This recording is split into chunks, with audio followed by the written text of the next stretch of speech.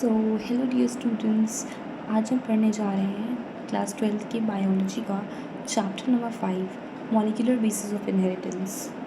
This is the most important chapter जो कि major portion cover करता है आपके नीट एग्ज़ाम में भी और आपके 12th के बोर्ड्स एग्ज़ाम में भी। तो it is the most important and most scoring chapter also. बहुत इंटरेस्टिंग है। तो आज हम इसकी NCERT रीडिंग करेंगे और चीज़ों को समझेंगे, टॉपिक्स को समझेंगे। ओके, ये उनके लिए है जो एक बार ऑलरेडी सारे कॉन्सेप्ट को समझ चुके होंगे। मैं उनको सिर्फ एक तरह से NCERT पढ़ के उसको समझा के उसको गाइडेंस दूँगी। आप NCERT पढ़ के पूरी चैप्टर को पहली बार अगर आप पढ़ रहे हो तो आप NCERT पढ़ के नहीं समझ सकते। You need explanation of each and every chapter, जो कि मेरे वीडियोज़ में ऑलरेडी मैंने दे दी है। हर एक कॉन्सेप्ट को समझा दिया अच्छे से। इसमें बस मैं आपको NCERT पढ़ के ये गाइड करूँगी कि आपने जो पढ़ा है वो सब कुछ इसमें दिया है, बस इसमें थोड़ा समझना मुश्किल होता है, otherwise it is all same. ठीक है, इसको 2 पार्ट्स में पढ़ेंगे। तो स्टार्ट करते हैं। यहाँ तक तो it is very not important क्योंकि पिछले चैप्टर्स के हैं। यहाँ से हम पढ़ेंगे कि nucleic acids are the polymers of nucleotides. आप जानते हैं कि न्यूक्लिक एसिड्स क्या होते हैं? पॉलीमर होते हैं न्यूक्लियोटाइड्स के। डीऑक्सीराइबोन्यूक्लिक एसिड्स, यहाँ से पढ़ते हैं deoxyribonucleic acids and ribonucleic acids RNA are the 2 types of nucleic acids. तो 2 तरह के न्यूक्लिक एसिड्स होते हैं। न्यूक्लिक एसिड्स किससे बनते हैं बेटा? न्यूक्लिक एसिड्स बनते हैं न्यूक्लियोटाइड्स के। ठीक है, आप जानते हैं कि न्यूक्लियोटाइड्स क्या होते हैं? न्यूक्लिक एसिड के मोनोमर होते हैं। क्या होते हैं? न्यूक्लिक एसिड के मोनोमर होते हैं। इनका मोनोमर कौन होगा बेटा? मोनोमर कौन होगा? इनके मोनोमर होंगे न्यूक्लियोटाइड। ठीक है, हम न्यूक्लियोटाइड के बारे में ऑलरेडी हम पढ़ चुके हैं कि न्यूक्लियोटाइड में 3 चीज़ें होती हैं। ठीक है, क्या क्या होती हैं? वो N2 बेसिस होती हैं। ठीक, फॉस्फेट ग्रुप होता है और शुगर होता है। कौन सा शुगर होता है? Pentose sugar. स्पेसिफिकली कौन सा? Ribose sugar. ठीक है, तो हम यहाँ पे पढ़ते हैं कि हमारा जो न्यूक्लिक एसिड्स होते हैं, ठीक है, जो न्यूक्लिक एसिड्स होते हैं वो पॉलीमर्स होते हैं न्यूक्लियोटाइड्स के। DNA act as a genetic material in most of the organism. ठीक, DNA हमारा सबसे मेजॉरिटी में क्यों माना जाता है इसको, और सबसे ज़्यादा मेजॉरिटी वाले ऑर्गेनिजम्स में ये हमारा जेनेटिक मटेरियल होता है। RNA दो also act as genetic material, RNA भी होता है लेकिन वो कुछ वायरसेस में ही होता है बेटा। वो it is not a major genetic material present in organism, right. जो RNA होते हैं उसके डिफरेंट फंक्शंस होते हैं, जैसे कि RNA मैसेंजर की तरह भी काम करता है, RNA अडाप्टर की तरह, ठीक है, स्ट्रक्चरल की तरह भी काम करता है, और कुछ केसेस में कैटालिटिक मॉलिक्यूल की तरह भी काम करता है। बेटा हमारे लिविंग सिस्टम में बहुत सारे ऐसे बायोकेमिकल रिएक्शंस हैं जिसमें जो रिएक्शंस कैटलाइज होती हैं RNA कैटलिस्ट से, ना कि प्रोटीन और एंजाइम से। बहुत सारी ऐसी रिएक्शंस हैं कि बायोकेमिकल रिएक्शंस हमारे लिविंग सिस्टम में which are catalysed by RNA catalyst, not by protein and enzyme. ठीक है, there are some reactions like this। तो हम कह सकते हैं कि RNA का एक कैटालिटिक रोल भी होता है। ठीक है, कैटालिटिक मॉलिक्यूल भी होता है। RNA जब एक अडाप्टर की तरह काम करता है तो उसको हम कहते हैं tRNA। उसका नाम होता है, अडाप्टर वाले RNA का नाम होता है tRNA। ठीक है, और मैसेंजर वाले का नाम होता है, क्या होता है? mRNA। ठीक है, मैसेंजर RNA। ये दोनों ही आपको ट्रांसलेशन के टाइम पे यूज़ होते हुए दिखेंगे अगर आप आगे पढ़ेंगे तो। ठीक है, in class 11 you have already learned the structures of nucleotides. Nucleotides के बारे में हम लोग पढ़े हैं, अभी मैंने आपको बताया। ये एक मोनोमर यूनिट होते हैं। किसके होते हैं? ऑब्वियसली हमारे न्यूक्लिक एसिड के, DNA के। Link to form nucleic acid polymer. आप देखो पॉलीमराइजेशन क्या होता है बेटा? मोनोमर्स को ऐड करके पॉलीमर बनाना, चेन बनाना, उसे हम कहते हैं पॉलीमराइजेशन। आप न्यूक्लिक एसिड पॉलीमर बोलो या DNA पॉलीमर बोलो या RNA पॉलीमर बोलो, तीनों एक ही बात है, क्योंकि हमारे DNA और RNA दोनों न्यूक्लिक एसिड्स हमारे 2 तरह के होते हैं, DNA और RNA। ठीक है, हमारा DNA भी एक न्यूक्लिक एसिड है, RNA भी एक न्यूक्लिक एसिड है, जो कि न्यूक्लियोटाइड के जुड़ने से बना है। न्यूक्लियोटाइड इसके क्या है? मोनोमर यूनिट्स हैं। In this chapter we are going to discuss the structure of DNA। इस चैप्टर में हम स्ट्रक्चर पढ़ेंगे DNA का, रेप्लिकेशन पढ़ेंगे और ट्रांसक्रिप्शन पढ़ेंगे। ट्रांसक्रिप्शन क्या होता है बेटा? DNA से RNA बनना इज़ नोन एज ट्रांसक्रिप्शन। उस प्रोसेस को हम कहते हैं ट्रांसक्रिप्शन। क्यों बनाते हैं DNA से RNA? क्योंकि देखो DNA is very stable genetic material जिसमें हम अपने हेरिडिटी की इन्फॉर्मेशन स्टोर करते हैं। Why it is most preferable genetic material to store or inheritance information, क्योंकि बहुत स्टेबल होता है, केमिकली बहुत स्टेबल, स्ट्रक्चरली भी स्टेबल होता है, और इसीलिए वो डायरेक्टली प्रोटीन में कन्वर्ट नहीं हो सकता है। इसीलिए ऐसा होता है कि डीएनए को आरएनए में बदलना पड़ता है। देखो ऐसा नहीं होता है कि डीएनए अपने रूप को बदल के आरएनए में बदल जाएगा, नहीं, डीएनए खुद एक टेम्पलेट स्ट्रैंड की तरह काम करता है और उससे बनता है आरएनए। ठीक है, आरएनए एक अलग स्ट्रैंड बनता है, डीएनए तो अपना रहता ही है, डीएनए एग्जिस्ट करता है, आरएनए नहीं बनता है। ऐसा नहीं होता है बेटा कि डीएनए खुद में कन्वर्ट हो जाए आरएनए में, बिल्कुल नहीं होता है ऐसा। ट्रांसक्रिप्शन के टाइम जब डीएनए से आरएनए पढ़ता है, इस चैप्टर में जब आप ट्रांसक्रिप्शन प्रोसेस पढ़ोगे तो उसमें ये देखोगे कि डीएनए एक टेम्पलेट स्ट्रैंड की तरह काम करता है, जिसको यूज़ करके बेटा आरएनए का सिंथेसिस होता है। ठीक है, जेनेटिक कोड हम पढ़ेंगे ट्रांसलेशन में, जिसको हम कोडॉन भी बोलते हैं। ठीक है, जेनेटिक कोड क्या करते हैं बेटा, it codes for amino acids, ठीक है, जो डिटरमाइन करते हैं सीक्वेंस ऑफ अमीनो एसिड्स और प्रोटीन्स में। बेटा कुछ हमारे ऐसे सीक्वेंसेस होते हैं आरएनए पे, देखो ड्यूरिंग ट्रांसलेशन आरएनए से जब प्रोटीन बनता है उसे हम कहते हैं ट्रांसलेशन। ठीक है, तो हमारे आरएनए के ऊपर कुछ ऐसे सीक्वेंस होते हैं जिनको हम कोडॉन बोलते हैं, जो क्या बनाते हैं, स्पेसिफिक अमीनो एसिड बनाते हैं, जो कि क्या करेंगे अल्टीमेटली किसी भी प्रोटीन में अमीनो एसिड की पोजीशन को डिटरमाइन करते हैं, सॉरी सीक्वेंस को डिटरमाइन करते हैं कि किसी प्रोटीन चेन में अमीनो एसिड की क्या सीक्वेंस होगी। वो डिपेंड करता है कि आरएनए में कोडॉन की क्या सीक्वेंस, क्या पोजीशन है। ठीक है, तो जो जेनेटिक कोड होते हैं जिनको हम आगे पढ़ेंगे, जिनको हम कोडॉन्स भी बोलते हैं, which codes for amino acids in protein, जो एक स्पेसिफिकली एक अमीनो एसिड के लिए कोड करती हैं, और वो क्या करेंगी, बताएंगी कि जो प्रोटीन की चेन बनेगी उसमें अमीनो एसिड्स की क्या बताएंगी, सीक्वेंस। ठीक है, the process of protein synthesis from RNA is called as translation. ठीक है, and elementary basis of the regulation, the determination अब नेक्स्ट पेज पे आते हैं। The determination of complete nucleotide sequence in human genome during last decade has set a new era in genomics। ठीक है, जो determination होती है कंप्लीट न्यूक्लियोटाइड सीक्वेंस की ह्यूमन जीनोम में, हमारे जो सीक्वेंस होती है न्यूक्लियोटाइड्स की हमारे डीएनए पे, हमारे स्ट्रैंड्स पे, बेटा उसको जानना, उसको समझना हमारे जेनेटिक्स की सबसे बड़ी एक चीज़, एक टॉपिक बन गया है, जो कि हमारे लास्ट डिकेड्स में बहुत ज़्यादा डिस्कस्ड है। The essentials of human genome sequencing and it's consequences will be also discussed. It is not important, तो यहाँ से पढ़ते हैं कि इस चैप्टर में हम पढ़ेंगे कि डीएनए का structure which is the most interesting molecule in the living system. ठीक है, इसमें हम पढ़ेंगे इसके सबसीक्वेंट सेक्शंस पढ़ेंगे, और इसमें हम ये जानेंगे कि why this is the most abundant genetic material. कहते हैं ना कि डीएनए हमारे सबसे मेजॉरिटी वाले, मतलब DNA is a genetic material in majority of organism, तो ऐसा क्यों होता है। और दूसरी चीज़ हम पढ़ेंगे कि इसका रिलेशनशिप आरएनए से क्या होता है। बेटा हम जानते हैं कि डीएनए आरएनए में बदलता है और आरएनए प्रोटीन में बदलता है, DNA directly can not be converted to protein, तो इसका रिलेशन डीएनए से क्या होता है, आरएनए का। ठीक है, द डीएनए वेरी इंपॉर्टेंट। ठीक है, पेन कलर चेंज करते हैं। ठीक है, पेन कलर को येलो करते हैं और यहाँ से पढ़ना शुरू करते हैं। डीएनए क्या होता है, हमने बताया कि डीएनए क्या होता है, पॉलीमर होता है न्यूक्लियोटाइड का। न्यूक्लियोटाइड अभी तक बेटा बेसिक पढ़ना बहुत ज़रूरी है।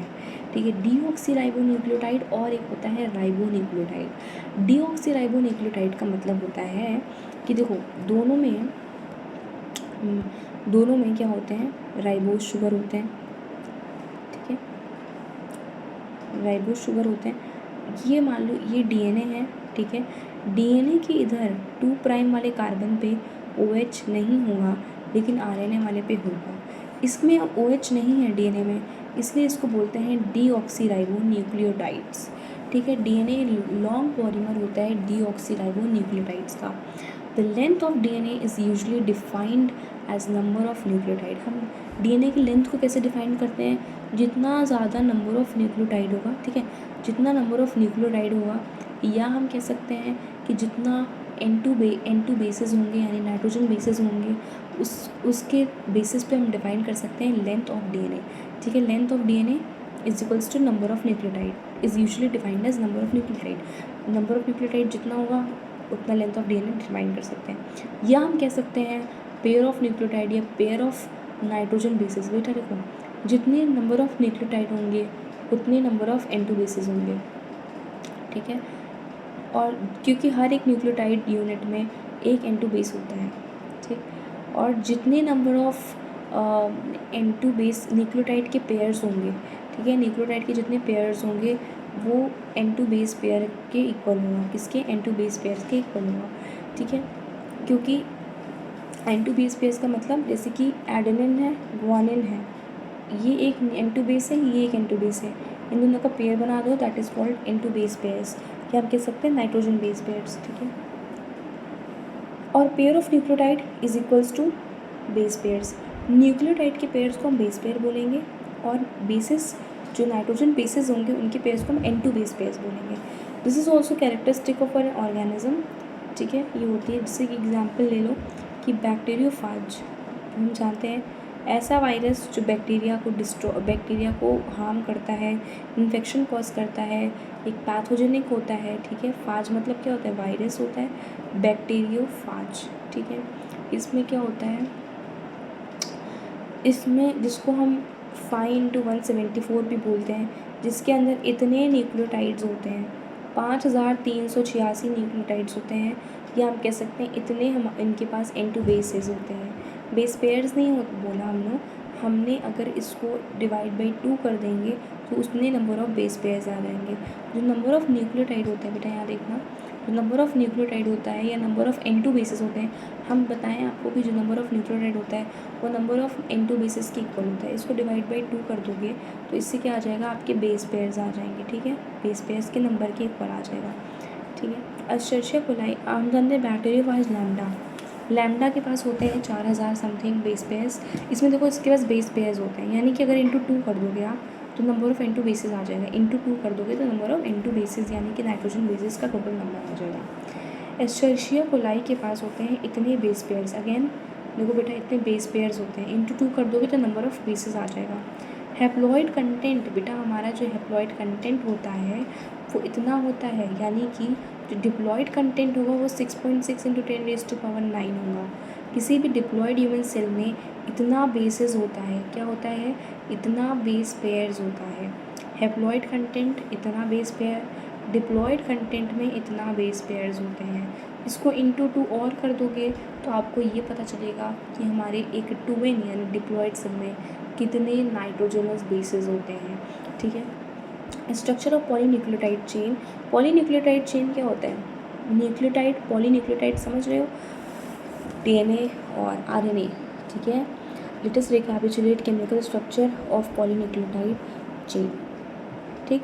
पॉलीन्यूक्लियोटाइड चेन DNA और RNA, जैसे कि मैंने आपको बताया, अगेन पेन कलर को चेंज करते हैं। न्यूक्लियोटाइड के पास 3 कंपोनेंट्स होते हैं बेटा, एक नाइट्रोजनस बेस होता है, पेंटोज शुगर जिसको हम ऑब्वियसली वो राइबोज होता है। RNA के केस में वो डीऑक्सी राइबोज होता है, राइबोज होता है RNA के केस में, और डीऑक्सो राइबोज होता है DNA के केस में। एक फॉस्फेट ग्रुप भी होता है, ठीक है। बहुत इंपॉर्टेंट चीज़ है बेटा कि मान लो कि यहाँ पे एक फॉस्फेट ग्रुप है, ठीक है, यहाँ पे आपका पेंटोज शुगर है, राइबोज शुगर,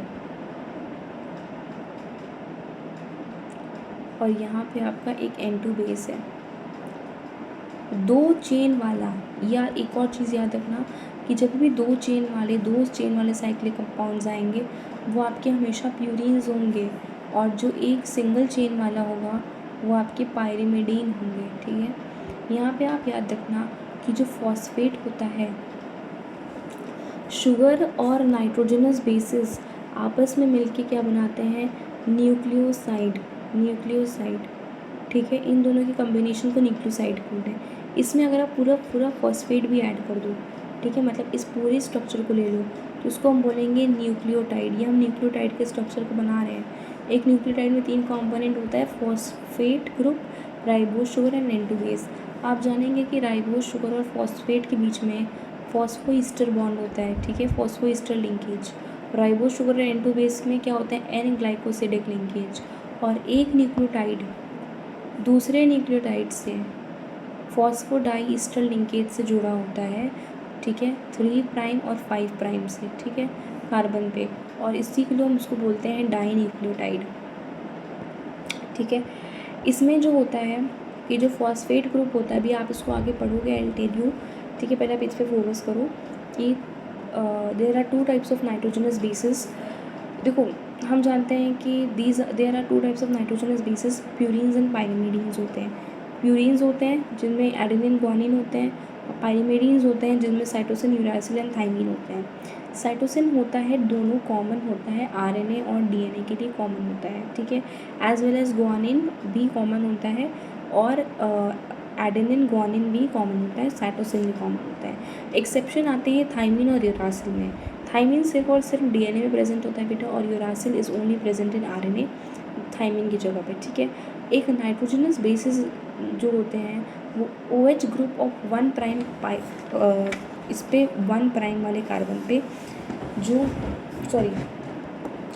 1 प्राइम वाले कार्बन पे जो नाइट्रोजनस बेसिस होते हैं वो N ग्लाइकोसिडिक लिंकेज से जुड़े होते हैं और बनाते हैं न्यूक्लियोसाइड, जैसे कि मैंने आपको बता दिया, such as adenosine, deoxy adenosine.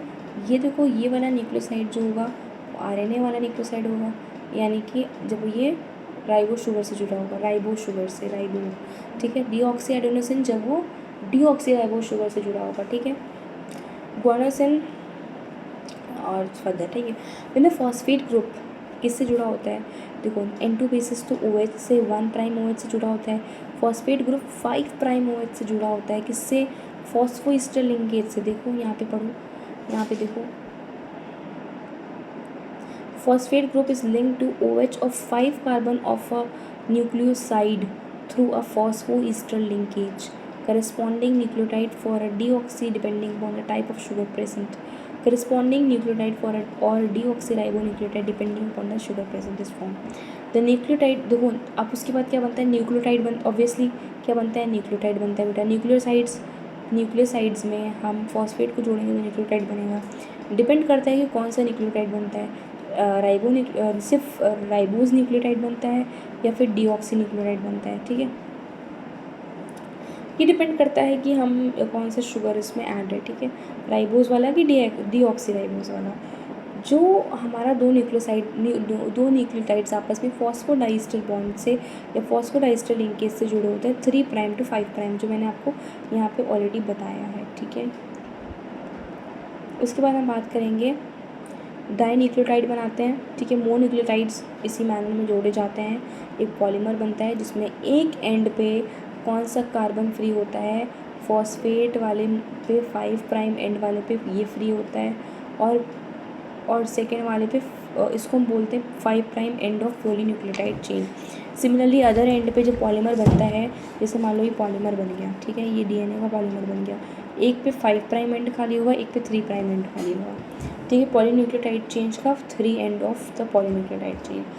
Backbone of polynucleotide chain कौन सी होती है? जो बैकबोन होती है पॉलीन्यूक्लियोटाइड चेन की, यानी डीएनए या आरएनए की, वो शुगर और फॉस्फेट होती है बेटा। और जो अंदर जो हमारे N2 बेसिस होते हैं, they are projected perpendicularly inwards, और दोनों जो हमारे पॉलीन्यूक्लियोटाइड चेन होती हैं, या फिर हम डीएनए और आरएनए स्ट्रैंड बोल सकते हैं, वो आपस में हाइड्रोजन बॉन्ड से जुड़े होते हैं, जो कि N2 बेसिस के बीच में बनती हैं। ठीक है, यहाँ तक हम पढ़ेंगे और फिर इस सेशन को हम लोग एंड करेंगे। कहाँ तक पढ़ेंगे? लेट मी टेल यू, हम यहीं तक पढ़ेंगे, सिर्फ अप टू हियर। ठीक है, हम जानते हैं कि हमारे जो पॉलीन्यूक्लियोटाइड चेन की बैकबोन होती है वो शुगर और फॉस्फेट होती है बेटा, और अंदर साइड कौन इनवर्ड प्रोजेक्ट होता है? That is the N2 basis. उनके बीच में होती है हाइड्रोजन बॉन्ड, जिनके थ्रू दोनों ही हमारे polynucleotide chain in double helix और डबल स्ट्रैंडेड में आपस में हाइड्रोजन बॉन्ड से वो जोड़े होते हैं। ठीक है, thank you so much and take care. और आगे की जो टॉपिक है mRNA टू द टॉपिक, अगले टॉपिक तक हम एंड अप करेंगे इसको, यहाँ तक RNA से लेकर इसको हम पढ़ेंगे पैकेजिंग ऑफ DNA हेलिक्स से पहले तक। ठीक है, इसको हम अगले I will tell you that अगले 3 लेक्चर में इस पूरे NCERT को हम वाइंड अप करेंगे। Thank you so much, till then bye. Thank you so much.